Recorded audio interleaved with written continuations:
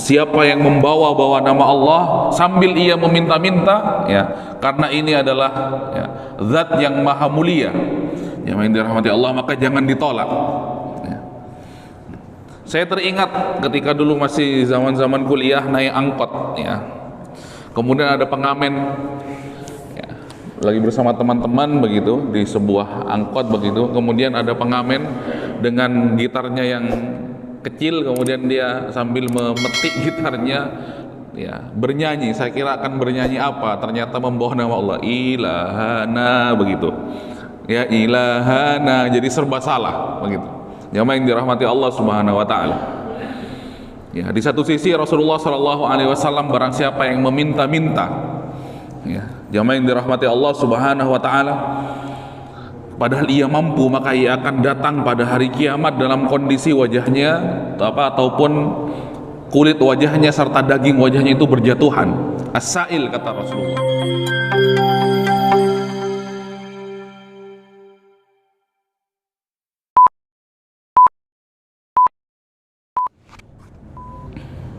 Bismillahirrahmanirrahim. Assalamualaikum warahmatullahi wabarakatuh.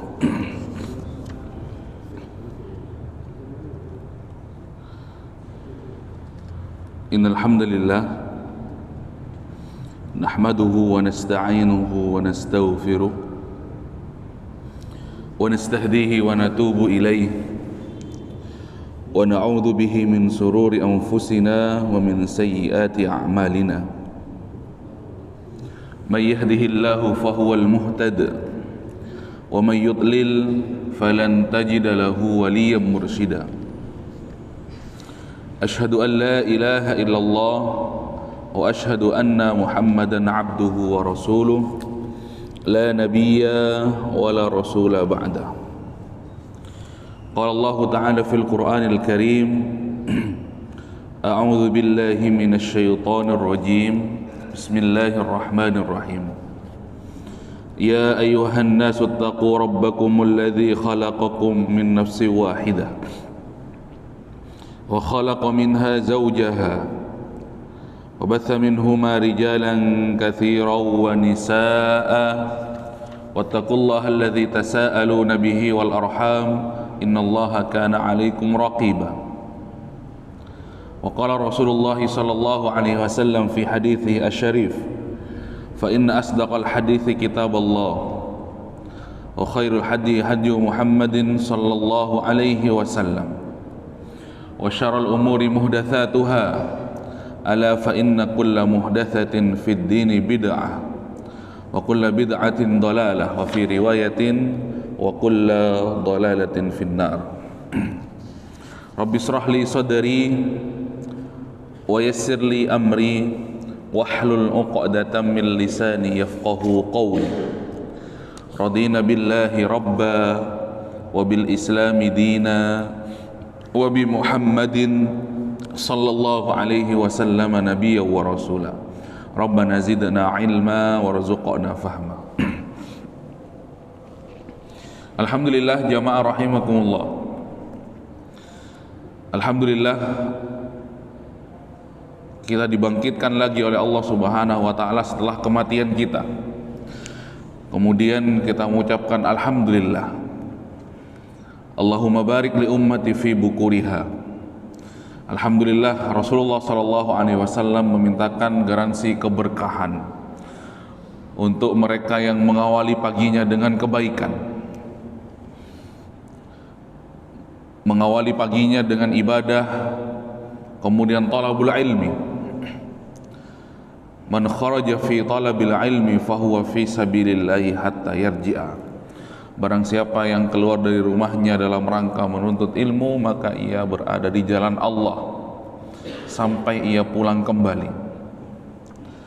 Putaran-putaran rodanya terhitung berada di jalan Allah. Langkah-langkah kakinya yamhu bihil khataya wa yarfa'ud darajat. Langkah kakinya, ya, menghapus kejelekan dan kesalahan-kesalahan yang telah ia lakukan, kata Rasulullah sallallahu alaihi wasallam. Kemudian yarfa'ud darajat, dan juga langkah-langkah kakinya menuju rumah Allah menjadikan ia diangkat derajatnya di sisi Allah Subhanahu wa taala. Wa majtama'a qaumun fi baitin min buyutillah illa nazalat alaihimus sakinah. Tidaklah sekumpulan kaum berkumpul di rumah-rumah Allah Subhanahu wa taala, pasti Allah turunkan kepada mereka ketenangan di dalam hatinya. Wa ghasyiyatuhumur rahmah, kemudian Allah akan mencintainya. Wa haffathumul malaikah, malaikat akan membentangkan sayapnya bagi mereka yang berkumpul di rumah Allah Subhanahu wa taala, yaqra'una kitaballah wa yatadarasunahu, membaca kitab Allah, membaca ilmu Allah Subhanahu wa taala, kemudian mempelajarinya, mentadabburinya dan mengamalkannya. Illa nazalat alaihimus sakinah wa ghasyiyatuhumur rahmah wa haffathumul malaikah. Kemudian yang keempat, wa dzakarallahu fi man indah. Allah Subhanahu wa taala di langit yang ketujuh membangga-banggakan si fulan di antara para malaikat. Si fulan sedang berkumpul di rumah Allah. Si fulan dan si fulan sedang bertadabbur ilmu-ilmu Allah di antara para malaikat. Salawat dan salam mari kita haturkan kepada junjungan kita Nabiullah Nabi Muhammad sallallahu alaihi wasallam, kepada keluarga beliau, kepada sahabat beliau, kepada para tabi'in, tabi'ut tabi'in, dan orang-orang yang senantiasa mengikuti jejak langkah beliau hingga hari kiamat. Kita memohon kepada Allah, mudah-mudahan dijadikan hamba yang mendapatkan syafaat Rasulullah sallallahu alaihi wasallam. Jamaah rahimakumullah, mari kita lanjutkan majelis kita. Kita baca Kitab Tauhid yang disyarah oleh Utsaimin, kemudian menjadi sebuah kitab yang bernama Al-Qaulul Mufid fi Kitab Tauhid. Pertemuan yang lalu, majelis yang lalu kita sampaikan tentang hadis Rasulullah sallallahu alaihi wasallam yang dikutip oleh Syekh Muhammad ibn Abdul Wahhab. Ternyata adab kita ketika berdoa kepada Allah Subhanahu wa taala tidak boleh bertele-tele, kata. Apalagi mengucapkan Allahumma gfirli in syi'ta, ya Allah, tolong ampuni saya ya Allah, kalau engkau mau, ada kalimat penyerta di akhir, in syi'ta, Allahumma arhamni in syi'ta, ya Allah, tolong kasihi saya kalau engkau berkehendak. Harusnya kata Rasulullah sallallahu alaihi wasallam, liya'zimal mas'alah, katakan kepada Allah, enggak usah lagi pakai embel-embel in syi'ta. Jamaah yang dirahmati Allah Subhanahu wa taala. Tetapi katakan langsung pada posisi ataupun langsung kepada inti permasalahan yang kita minta sebut. Salah satu adab kepada Allah Subhanahu wa taala, fa innallaha la mukrihalah, karena Allah Subhanahu wa taala tidak bisa dipaksa oleh seorang hamba. Yang main dirahmati Allah Subhanahu wa taala. Kemudian pada pagi hari ini Syekh Muhammad bin Abdul Wahhab juga menulis dalam kitab ini sebuah pembahasan la yuraddu man sa'ala billah, kata beliau. Tidak boleh ditolak siapa yang meminta kepada engkau mengatasnamakan Allah. Jamaah yang dirahmati Allah. Tidak boleh diusir. Siapa-siapa yang meminta kepada engkau membawa nama Allah. La yuraddu man sa'ala billah. Rasulullah sallallahu alaihi wasallam bersabda, jamaah yang dirahmati Allah, dalam hadis yang diriwayatkan oleh Ibnu Umar, qala Rasulullah sallallahu alaihi wasallam, man sa'ala billah fa'tuhu.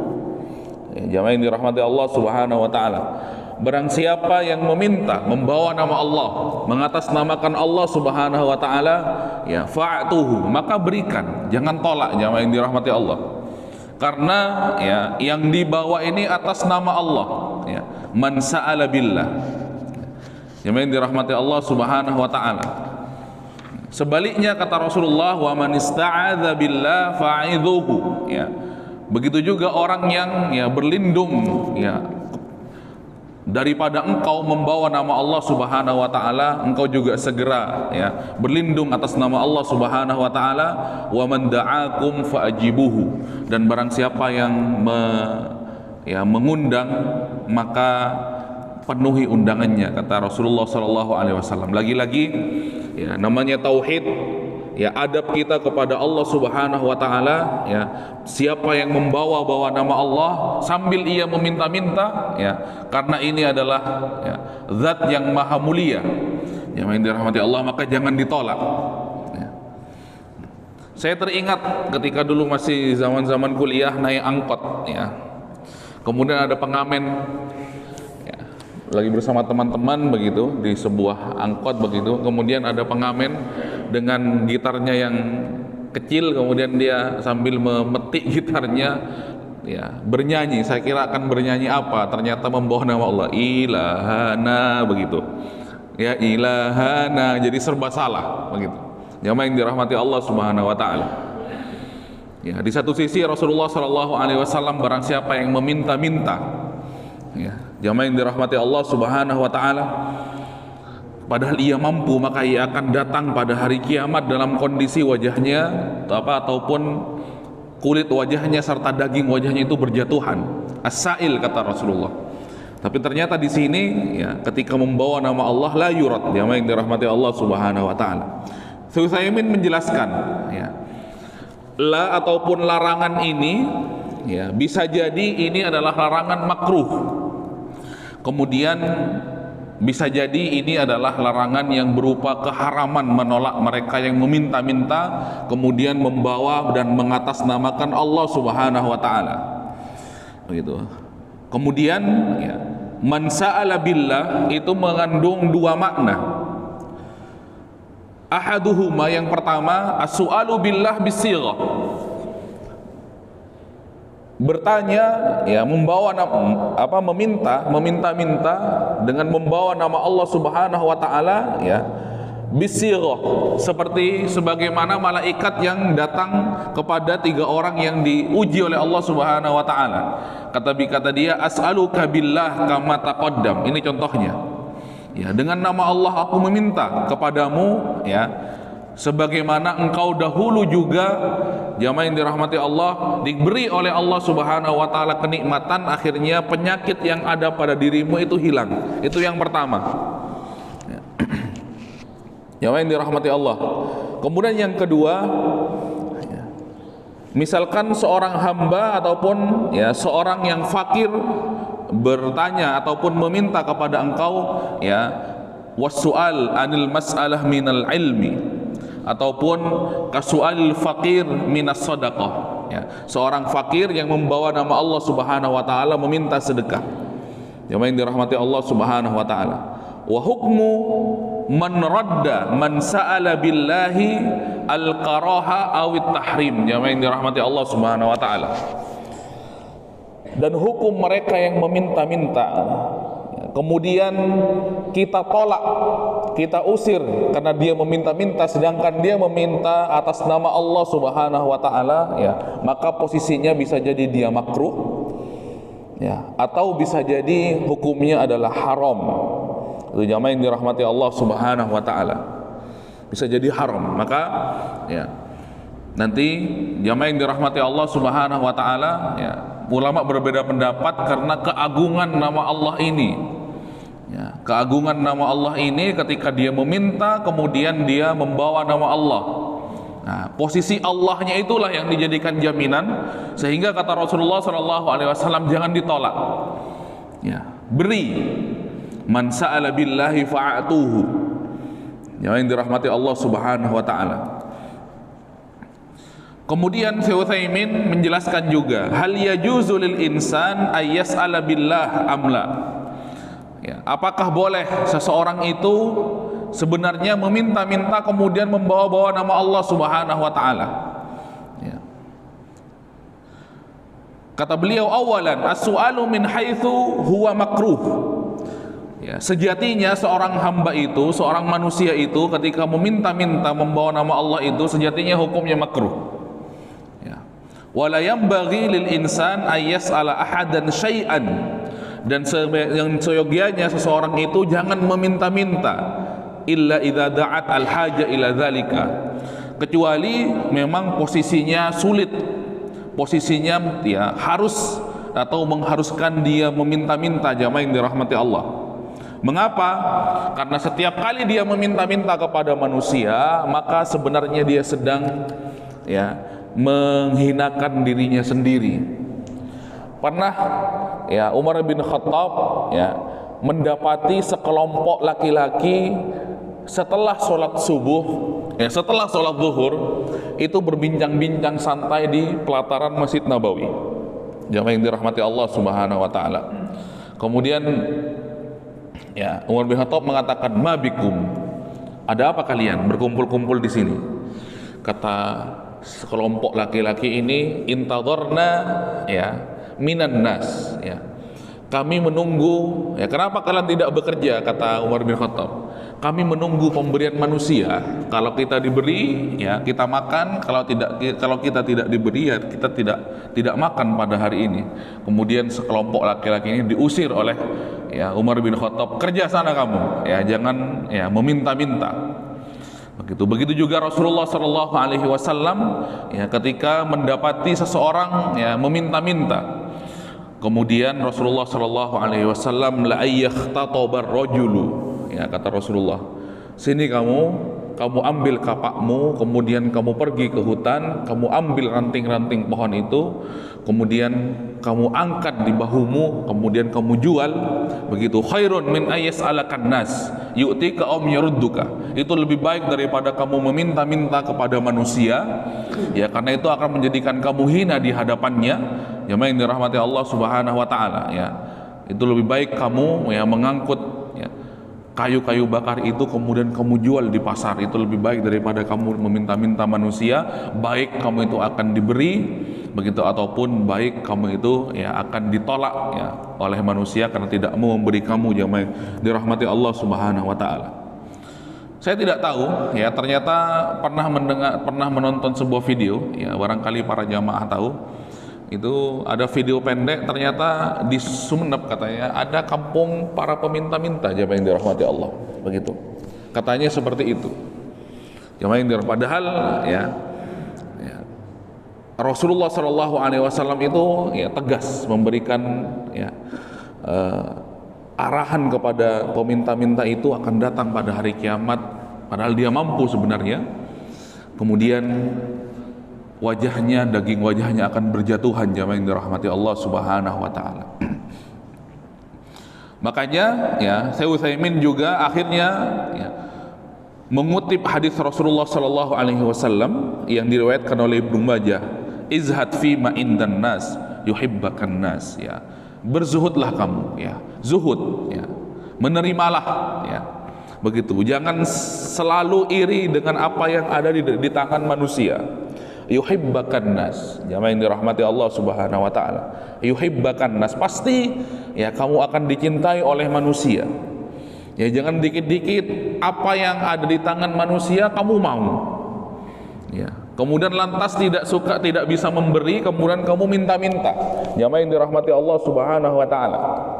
Karena terkadang di kehidupan kita di dunia ini, seseorang itu tidak bisa bahagia karena ukuran kebahagiaannya itu adalah orang lain. Karena ukuran kebahagiaannya itu adalah kebahagiaan orang lain, begitu. Kalau temannya punya HP baru, dia tidak akan bahagia kecuali dia juga bisa membeli. Akhirnya dia bingung, padahal dia tidak memiliki uang untuk membeli barang tersebut, begitu. Kalau tetangganya memiliki mobil baru, dia menjadi tidak bahagia kecuali dia bisa juga membelinya. Begitu. Makanya akhirnya ukuran kebahagiaannya itu adalah manusia ataupun orang lain, maka dia akan menjadi tersiksa. Izhad fi ma indan nas, zuhud kamu harusnya, maka kamu akan dicintai oleh manusia. Jamaah yang dirahmati Allah Subhanahu wa taala. Kemudian kata beliau, fasu'alu aslan makruhun au muharram illa lihajatin au darurah. Dan meminta-minta itu sebenarnya makruh, sebaiknya ditinggalkan. Bahkan haram hukumnya meminta-minta untuk kepentingan pribadinya, lihajatin illa lihajatin au darurah, kecuali kita memang butuh, sangat butuh, jamaah yang dirahmati Allah Subhanahu wa taala, au darurah. Begitu. Belum lama ini ada sebuah kisah viral, ternyata seorang selebgram jamaah yang dirahmati Allah dirampok oleh tetangganya sendiri. Begitu, dirampok oleh tetangga sendiri, kemudian ya, tapi akhirnya si selebgram ini kemudian melawan dan lantas perampoknya itu kalah dan tertangkap. Dia berteriak kemudian tertangkap oleh warga setempat dan keamanan komplek tempat ia tinggal. Lantas ditanya, kenapa kamu kok tega sekali merampok tetanggamu begitu? Kemudian kata si perampok ini yang sudah tertangkap masuk ke dalam rumah, dia katakan, saya sudah 5 bulan tidak bekerja, sudah tidak memiliki apa-apa yang bisa kami makan begitu. Tapi ternyata ya, tanggapan dari pemilik rumah ataupun si selebgram yang dirampok ini ternyata, kenapa kamu tidak minta baik-baik saja daripada kamu menyakiti tetanggamu? Yang yang dirahmati Allah ya. Makanya di sini illa lihajatin au darurah, yang dirahmati Allah Subhanahu wa taala. Darurat memang. Makanya ya, posisi ahlus suffah begitu, semacam Abu Hurairah begitu, memang karena fakir, jamaah yang dirahmati Allah Subhanahu wa taala, maka tinggalnya di pelataran Masjid Nabawi. Ahlus suffah begitu, dikatakan ahlus suffah itu Abu Hurairah ya, karena tinggalnya di pelataran Masjid Nabawi, kemudian kalau dingin dia akan menggunakan kain wol untuk menghangatkan badannya, makanya dikatakan ahlus suffah. Makannya ditanggung oleh Rasulullah Shallallahu Alaihi Wasallam. Tetapi keistimewaannya, jamaah yang dirahmati Allah, beliau ini bisa membersamai Rasulullah Shallallahu Alaihi Wasallam sehingga banyak menghafalkan hadis-hadis Nabi Muhammad, sehingga banyak periwayatan hadis itu ya, seringkali kita mendengar an Abi Hurairah radhiyallahu anhu ya.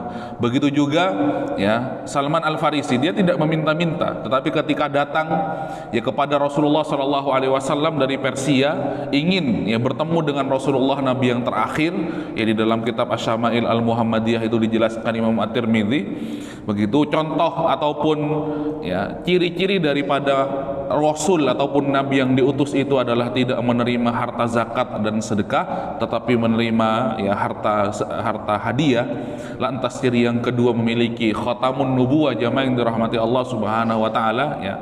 Meskipun dalam kondisi dia meninggalkan Persia, padahal dia adalah seorang pembesar Majusi pada saat itu, dalam kondisi lemah dan dalam kondisi papa, Salman Al Farisi tidak meminta-minta sampai ya kepada Rasulullah Shallallahu Alaihi Wasallam, tetapi Rasulullah menjadi orang yang begitu paham tentang kondisi ya Salman Al Farisi. Akhirnya Rasulullah Shallallahu Alaihi Wasallam memberikan sebidang tanah, ya, sebidang tanah. Lantas tanah tersebut ya dicangkul ya oleh Umar bin Khattab dan juga oleh Salman Al Farisi. Kemudian Rasulullah Shallallahu Alaihi Wasallam menanam ya 100 ya pohon kurma di tanah yang dibelikan oleh Rasulullah untuk Salman Al Farisi itu ya.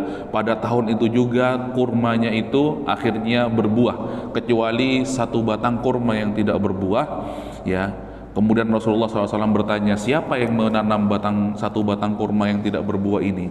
Kata Salman Al Farisi, yang menanam adalah Umar bin Khattab. Kemudian Rasulullah mencabut batang tersebut, lantas Rasulullah tanam kembali tahun itu juga. Akhirnya ya kurma itu berbuah, jamaah yang dirahmati Allah Subhanahu wa taala. Makanya ya penjelasan dari Syekh Utsaimin ya lihajatin au dururah ya. Ada kebutuhan dan juga darurat ya, barulah ya dia menjadi boleh. Begitu jamaah yang dirahmati Allah Subhanahu wa taala ya, menjadi boleh ya. Tetapi kalau tidak ada darurat, tidak ada kebutuhan, jamaah yang dirahmati Allah, dia mampu lagi ya bekerja, itu tidak boleh. Apalagi sebenarnya ya dia membawa nama Allah Subhanahu wa taala ya. Ketika membawa nama Allah inilah, jamaah yang dirahmati Allah, akhirnya demi kebesaran nama Allah ya, dia tidak boleh ditolak karena dia sudah membawa nama Allah Subhanahu wa taala, maka beri, jangan sampai dia tidak diberi, jamaah yang dirahmati Allah Subhanahu wa taala. Jamaah yang dirahmati Allah Subhanahu wa taala ya, sebagaimana ya yang kemarin kita sampaikan, jamaah yang dirahmati Allah ya, ketika ya akibat dia menerima ataupun salah satu akibat ya 3 orang yang diberikan oleh Allah Subhanahu wa taala ujian, yang satu buta kemudian yang satu memiliki kebotakan, kemudian yang satu memiliki penyakit kulit, yang dirahmati Allah begitu. Ya, jelas-jelas malaikat itu ya datang kepada dia, ya as'aluka billah, dengan nama Allah Subhanahu wa taala, ya dia meminta tetapi dia tolak, ya hukukun katsirah kata dia. Ya, 3 orang yang disampaikan oleh Utsaimin dalam pembahasan yang sebelum-sebelumnya, ya sudah jelas-jelas membawa nama Allah tetapi ternyata ditolak, jamaah yang dirahmati Allah. Berbeda dengan ya seorang hamba yang diberikan penyakit, ya kebutaan, akhirnya dia disembuhkan, datang malaikat kemudian dia meminta dengan nama Allah, ya dia langsung memberikan, silahkan ambil saja apa yang kamu butuhkan, kemudian silahkan tinggalkan yang merasa tidak kamu butuhkan, jamaah yang dirahmati Allah Subhanahu wa taala. Dan akhirnya seorang hamba ini lolos daripada ujian Allah Subhanahu wa taala, akhirnya hartanya masih tetap ada pada dirinya. Sebaliknya 2 temannya yang juga diuji oleh Allah Subhanahu wa taala, kemudian dibikin kaya oleh Allah Subhanahu wa taala, tidak lolos ujian, ya akhirnya hartanya ludes, hancur, jamaah yang dirahmati Allah Subhanahu wa taala, ya tidak sebagaimana yang ketiga tadi itu. Jadi Syekh Muhammad bin Abdul Wahhab ya dalam khulasah pada bab ini ingin mengajarkan adab berdoa kepada Allah Subhanahu wa taala. Siapapun yang datang kepada engkau meminta-minta kemudian ia membawa nama Allah Subhanahu wa taala, ya terlepas hukum meminta-minta itu adalah makruh, bisa jadi juga haram, tapi kata Rasulullah, beri, jangan sampai ditolak, ya karena kebesaran nama Allah dan keagungan nama Allah tersebut. Jamaah yang dirahmati Allah Subhanahu wa taala, ya saya kira cukup sampai di sini, ya pembahasannya ya sederhana, ya jamaah yang dirahmati Allah Subhanahu wa taala. Kemudian ya ditutup ya pada bab ini ya dengan hadis Rasulullah sallallahu alaihi wasallam, ya rawahu Abu Dawud, wa man sana'a ilaikum ma'rufan fakafi'u, ya barang siapa ya yang setelah berbuat kebaikan kepada engkau, kata Rasulullah, fakafi'u, maka balas kebaikannya. Fa in lam tajidu ma tukafi'unahu fad'u lahu, ya. Kemudian apabila kalian tidak bisa membalas dengan yang setimpal, maka doakan, ya hatta tarau annakum qad kafatumuhu, ya sehingga ia merasa dengan doanya itu, jamaah yang dirahmati Allah, dengan doamu itu dia sudah dibalas ya kebaikan yang telah ia lakukan kepadamu. Belum lagi kata Rasulullah sallallahu alaihi wasallam, apabila kita mendoakan saudara kita dengan ya diam-diam, maka ammanallahul malaikah, maka malaikat itu ikut mengaminkan doa kita untuk saudara kita yang kita doakan kepada Allah tanpa sepengetahuan dia. Jamaah yang dirahmati Allah Subhanahu wa taala, ya mohon maaf apabila ada salah dan khilaf, ya subhanaka Allahumma bihamdika asyhadu an la ilaha illa anta astaghfiruka wa atubu ilaik. Walhamdulillahirabbil alamin. Wassalamualaikum warahmatullahi wabarakatuh.